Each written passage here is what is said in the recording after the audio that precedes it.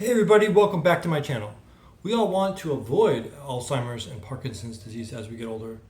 And while genetics are involved, studies using identical twins show that genes are not destiny. Therefore, there's environmental factors are playing a large role in the progression of these brain disorders. So, what steps can we take? A big one could be reducing ingested toxins. Ample evidence shows certain toxins like pesticides and herbicides are highly correlated with both Alzheimer's and Parkinson's.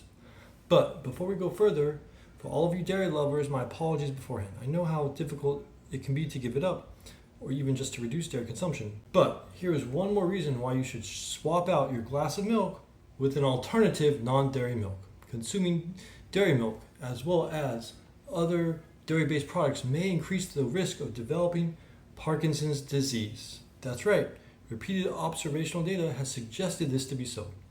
A compelling reason for this is because of the toxins that can accumulate in dairy, and many toxins are associated with Parkinson's. Some of examples of these toxins that are associated with Parkinson's are paraquat and herbicide that can enter the brain and damage dopaminergic neurons. There is also the infamous pesticide DDT, whose the metabolite DDE is linked to an increased risk of Alzheimer's. And this was seen in a study where the blood levels of those with Alzheimer's had higher levels of this metabolite DDE in their blood than controls. It persists.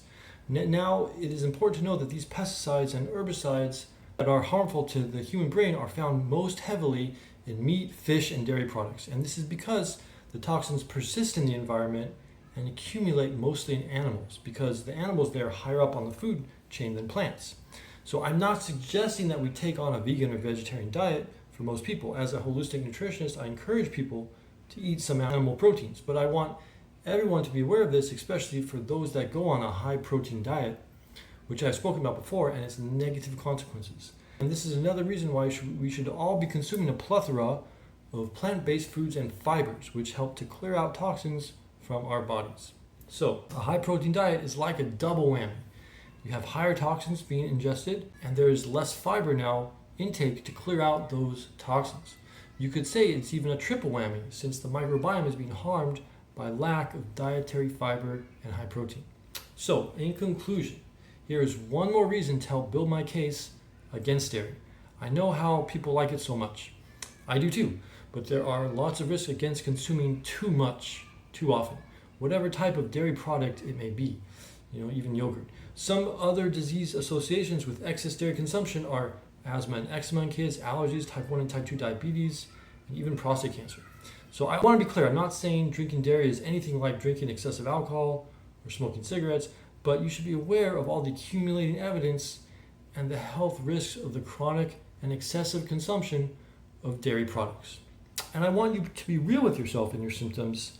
If you are struggling with a health issue, cutting back on dairy for a while may help you significantly. And personally, I think a little dairy is fine several times a week for most people, but not every day for most people, especially as cow's milk. Cheese and yogurt may be a little better, but I wouldn't go crazy with those either. So that's all I got for now. Please subscribe and like below. Also, please check out the link to my new book, A Practical Weight Loss Guide for those who've tried everything, the mindset, the science, the plan, the power. It's now available on Amazon. Please check it out. Be well.